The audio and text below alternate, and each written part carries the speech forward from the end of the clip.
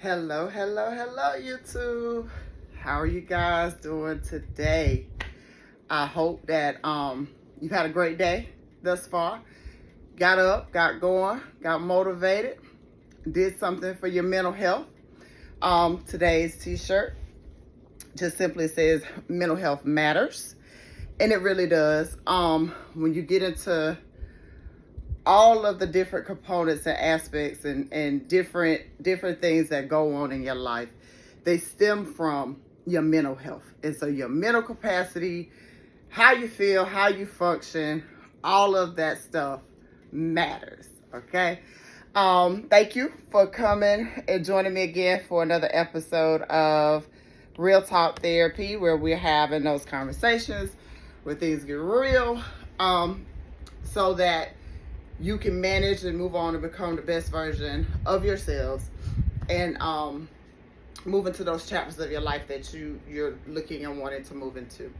So try to get to where you guys can see my shoes. So today's shoes are just my pearly whites, vapor bats, of course, and today's Coach bag, the pearly white.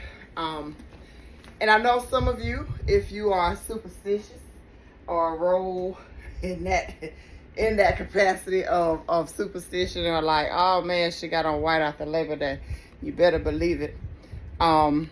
Winter white, whatever shade of white after Labor Day, because I don't understand, the concept of that little thing, wherever that came from. I don't get with that too tough. So we will definitely be wearing white.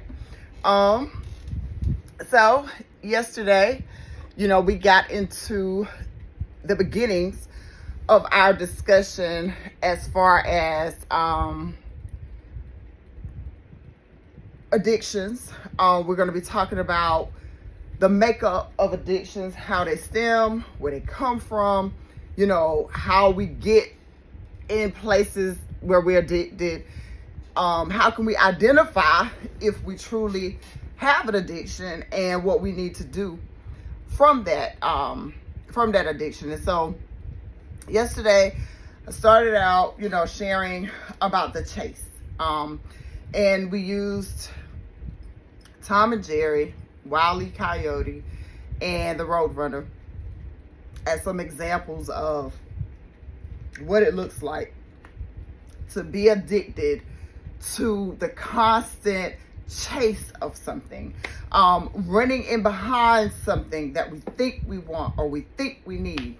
And we talked about how there were occasions where these two cartoon characters were able to capture what they were chasing after. And so today we want to look at what happens after the thrill of the chase is gone. With most addictions, you start out chasing the euphoria, and that's just a fancy way of saying that good feeling that you felt the first time you experienced whatever it is that you may be addicted to. So if it's a person, how you felt when you first met that guy, first met that girl, and how they flirted with you, and how your heart pitter-pattered, or guys, how this woman built you up and how she made you feel like, you was the man when you walked through. All of those things are feelings of euphoria when we become addicted to people. Y'all pardon me. So I have acid reflux. And one thing about it, for some reason, it seems to want to bother me the most when I'm doing these videos. So try to keep my little water nearby and try not to let that interrupt the flow of our conversation. But at any rate, euphoria, it's those dopamines that release in our head when we get something that feels oh so good. I ain't never felt like this before. So when you have that first sip of alcohol, whether it's vodka, a 40 ounce, whiskey neat, or some wine, or whatever your alcohol or your preference may be, but that first drink, that first sip of it, for a lot of people, the euphoria comes in the fact that they're underage and they got no business drinking it anyway. But you feel a sensation. It makes you feel a certain kind of way. alcohol, and we'll talk a little bit more about it later on in these conversations, but alcohol is primarily a downer. So when you drink enough of it, you know where you're going. You're going to be sitting somewhere stuck or somewhere asleep or, somewhere just in a position to not be able to function like you normally would without it. But the more you drink, the more, or the more you're with this person that gives you that euphoria, or if it's crack cocaine, that first high, when you first light that pipe, or you first snort it, or taking it intravenously, however you do it. With an addiction, it's the constant chase of or the constant chase of trying to get that first feeling that you got when you first, dealt with whatever it is that you're addicted to. If it's gambling, if you're a gambler and you've been gambling, losing, nothing's been happening, but then you hit that first jackpot, and you don't even consider all the money that you had lost trying to chase that first jackpot. But when you hit that first jackpot, oh my God, the lights, the bells, the whistles, if you've ever been in a casino, it's just the euphoria of it all. Like, man, I want that feeling again. I want that feeling all the time. And so you constantly chase and run that down without realizing that the thrill of the chase sometimes is what leads you to an addiction that can start out mild, can even be moderate a little bit, but the severity of it gets more severe the more you chase after it. And sometimes it's the thrill. Some of us can be addicted to a certain kind of sadness. You constantly put yourself in situations where things don't go right for you, but you're addicted to that because in being the victim, it comes with attention for you. And when you get to be my age, and we're adults here, this channel is not designed for children. So when you get to that place of being an adult, I tell a lot of people all the time, we might be big people, but we don't act like big people. And in adulthood, you end up chasing things that you have no business running after. And so you create addictions in your life. You could be addicted to someone else's lifestyle. You could be addicted to how you see someone else live. People look at relationships and can be on the outside looking in at how this man treats this woman or how this woman treats this man, not realizing that that's built off something that has nothing to do with you. And so if you ever get the opportunity to be involved with the same woman or be involved with this man, you're never going to have what you see them having because it wasn't built for you.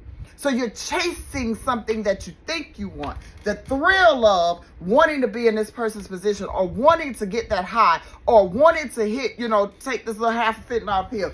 It can't be that bad. Everybody's doing fentanyl now down. I want to feel the euphoria. Or, with marijuana, the different strands of it. And even though it's globally becoming legalized everywhere, there are some people, that manufacture it and put things in it that you don't know what's in it. So you don't always know what you're buying when it comes to a real life substance. With alcohol, you don't even know what you're getting. Sometimes you can be, you can get poisoned by alcohol. Alcohol can be deadly just as a fentanyl pill.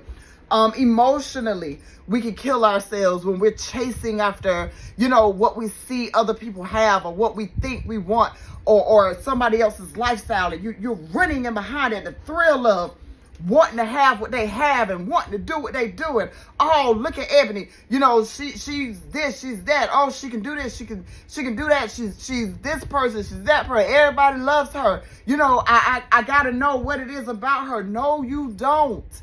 You need to know what it is about you. Because in order to know what it is about me, I'm going to keep it real with y'all today. You got to catch up with me to keep up. Because I'm already ahead of you. And I'm already ahead of you because I'm running my own race. You can't beat me at my own race. So in order to be me, you got to catch up to keep up. And catching up can be exhausted. And if you catch up with me, gotta know I'm already ahead of you. So catching up and trying to keep up will kill you when you start wanting to be like other people or live like other people or have that euphoria of someone else's lifestyle. You have to learn to tap into your own lifestyle. Learn to tap into who you are and focus on where you're going. Develop your own thrill of what you're chasing after. It has to be. There's no other way. There's no other way, because when you try to emulate, copy, or do what you see somebody else doing, or if you try a drug because somebody else is trying, you got to remember, your first time might be the person who's offering it to you. It might be their 100th time. So they done built up a tolerance for this drug. And you out here for the first time trying something, looking crazy, and not knowing how it's going to affect you. So I'm going to bring it back in and reel it back in one more time for y'all. In order to do what you need to do to get through your uncharted waters, you gotta find where you're supposed to go. And if you take the time to do that, you ain't gotta worry about me, being ahead of my race. You ain't gotta worry about trying to catch up with me and keep up with me, because you're focusing on you. Focus on you. Your talents and your gifts are yours. My talents, my gifts, they're mine. And we can share some talents and some gifts, but they're gonna be different. And that's what you guys gotta remember. Nobody else is like you. Beyonce has a song, I can't even think of the album now that it's on, or the name of the album, but the name of the song is, oh my goodness. Superstar, Alien Superstar. That's the name of the song, Alien Superstar. And I like the song because, like I tell you guys, I love music. I like the beat first and foremost. So anything that get me to where, and I love to dance. I've said that before, but I like the beat to the song. But in the song, she gives a message and she spells out the word unique. So she's like, U-N-I-Q-U-E. You're unique. You're unique. She has a verse that says, I'm forever, I'm that girl. You gotta wake up, or fellas, you gotta get up and you gotta tune into who you are, and you gotta remember not to follow or jump on the bandwagons of what everybody else is doing. Because the person that offers you a drink, 9 times out of 10, they've been drinking for a minute and they've built up a tolerance and they can handle it. But when you out here drunk and falling over and looking foolish, they're taking videos of you, taking pictures. They're making fun of you because you can't handle it. They're calling you lightweights and all this other stuff. So now you feel compelled to try to keep up with somebody that's been drinking for years. And you just started today. You gotta develop what works for you. Now, again, these are just conversations. I'm not trying to tell nobody what to do, how to live their life, or not to do anything. I'm just telling you there are dangers at the end of this. There's consequences at the end of this. Get drunk and you go out here and you start driving. Y'all know I'm going to forever throw that plug in there that I am a certified alcohol and drug counselor in the state of North Carolina. If you have a DWI or a DUI, or you know someone that has one, please send them all over my way.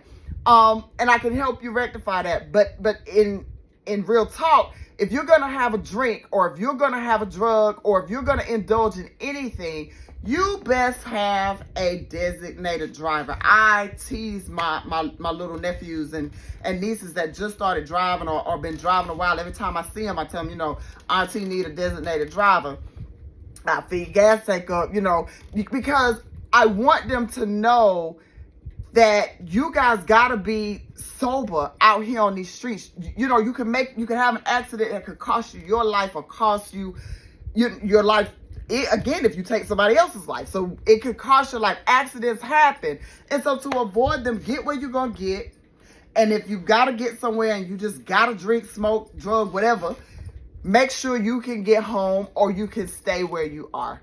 Just be responsible with it, because I don't try to tell anybody what to do. Now, I will always offer a recommendation. Now, hey, you might not want to do that, and here's why. But that's just a recommendation, because you have to eventually find your own way. But in saying all of that, I say this to those of you who either have an addiction, you're struggling with one, or you know someone with an addiction, because tomorrow we're going to talk about enabling and what, enablers are addicted to trying to get the addict off of the substance. So when you're enabling it, all you can see is, oh man, if I just give her, if I just give her this money, she says she's going to pay her rent. Maybe she won't go out here and get high. I'm going to just give it to her because I want her to have a roof over her head. And then when she doesn't pay her rent, she got to come stay at your house. You're addicted to trying to be a savior, or you're addicted to trying to be the hero. There was a time in my life where I was addicted to wanting to be Superwoman for everybody around me. And I shared with y'all, my grandma told me about Superwoman. Hence now, I'm just addicted to finding my own way, getting through these uncharted waters, because guess what? You can have some positive addictions. You can be addicted to losing weight if you're overweight and you have a health issue.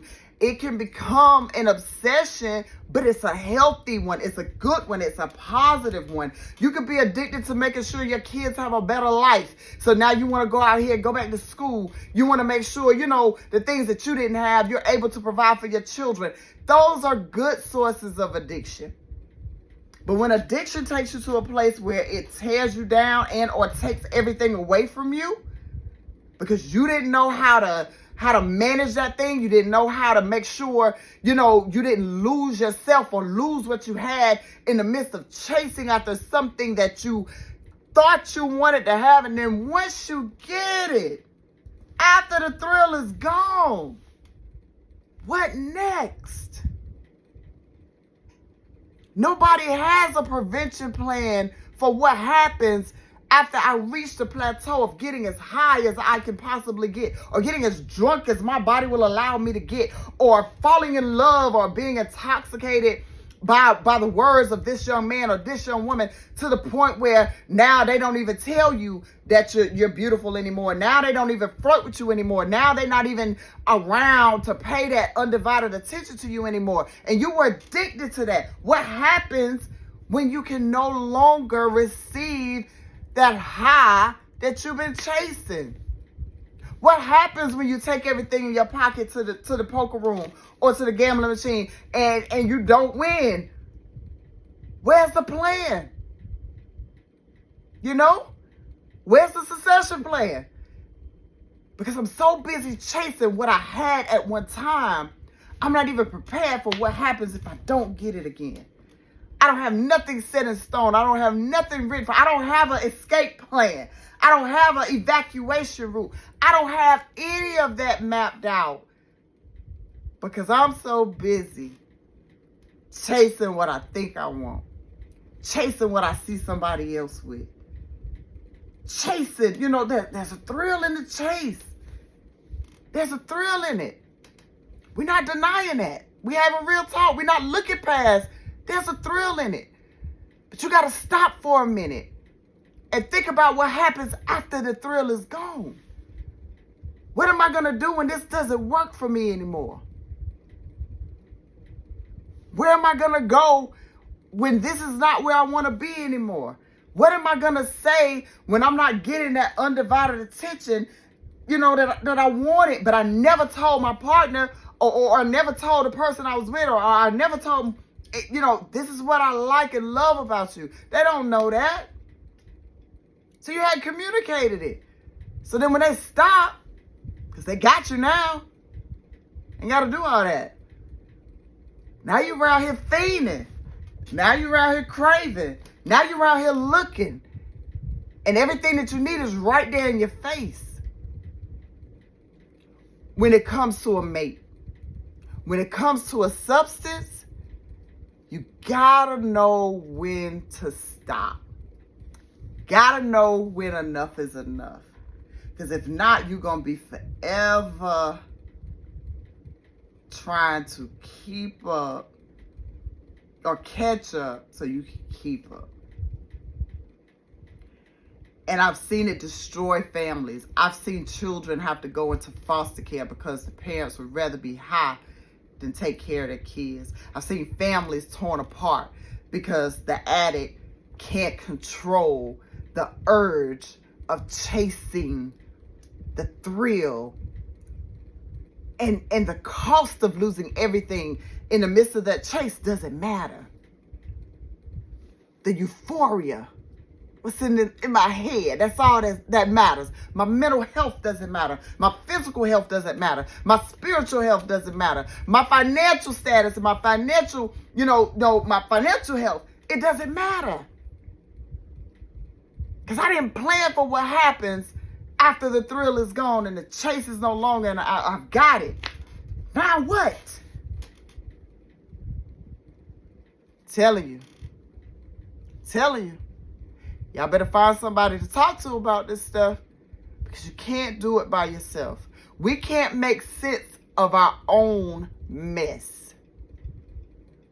We created it and we look for people to blame and we walk over it. We don't try to clean it up. We made the mess and we'd rather walk over it and blame somebody else than to stop and deal with the mess that we made and then ask for some help if we can't clean it up. Come on, man. What kind of sense do that make? None. We be walking around here talking about make it make sense. No. Look at it for what it is. It already makes sense. You made a mess, clean it up. The cliche, I can't cry over spilled milk. Yes, you can. You cry and be cleaning it up while you crying. I spilled the jug of milk. I made a mistake. I feel bad. There's remorse. I didn't mean to go here. I got to clean this up. But now the mess done got so big, I need some help. It's okay to be real with it, y'all. It's okay to not have it all together. It's okay to fall apart. But what's not okay is to stay down there. You gotta get up, man. You gotta get up. Gotta get up. And it's all right if you need a little help when it's time to get up. So, bringing this thing on home today, I don't even have, I don't have much of a closing other than to say, it starts with the chase. And sometimes we're chasing the thrill of whatever we're chasing after. And if you can get to a place where you realize that I'm chasing after this drug, but I already know what it's going to do to me after I get it. It's no longer the thrill of it. I want my life back. I want my health back. I want my family back. I want my kids back in the house with me. I want my job back. I want my shape back. I want me back. Be addicted to getting sober. Be addicted to getting clean. Be addicted to getting help for your mental. Find euphoria in a positive way, in a positive light of coming out of that. If it's a spiritual thing, be addicted to getting closer to your higher power, whomever or whatever that may be. Be addicted to taking care of you. Be addicted to doing the right thing. Be addicted to doing right by people that you hurt. Channel that. Walk that walk. Talk that talk. Yeah, the Migos, walk it like I talk it. And I just don't know anybody out there that really, really does that until they start being real with who they are. We talk a game and we say a thing and we do a thing, but the wolf can't keep on the sheep's clothing but for so long, because first of all, the sheep's clothing don't fit. Don't fit. So you gotta come out of it so you can be comfortable. Gotta be comfortable in the skin that you're in.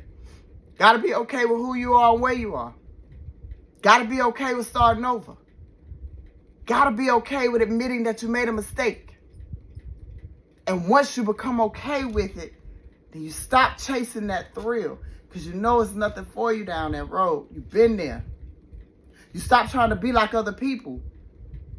Because you already know you weren't created to be anybody but yourself. It's okay to admire their attributes, but look for yours. I'm looking for them. I'm looking for the good in you. I'm looking for that place and I'm just looking for that moment when you look in the mirror and realize that you're unique. That you can be whoever you make up your mind to be. You can do whatever you set your sights to do.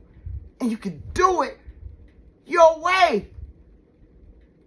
Gotta copy nobody else out here. Copycat sloppy. But you can never be the original. Be your own original, authentic self. And I guarantee you, you'll start making stuff make sense. Because you ain't trying to look at, be, or do something that you see somebody else doing. So, with that, I want to thank you guys again for stopping by. As you can see in the background, you know, my madhouse is jumping. I still got a lot of stuff I got to do today. But, you know, I definitely have to stop and have this conversation with you. And I'm thankful for all of you that come on and have these conversations with me. And I'm really thankful. Let me say this. I appreciate those of you who have taken the time to subscribe, share, and comment on the videos. But I'm going to tell y'all who I really appreciate. The thousands of y'all that come on here and watch me every day and don't have the guts to like, subscribe, or comment, or even let me know that you're watching. I appreciate y'all the most. So until then, and that's real talk. So until then, you guys have a good one. Come back tomorrow for these good old conversations as we keep exploring uncharted waters dealing with addiction. Thank you.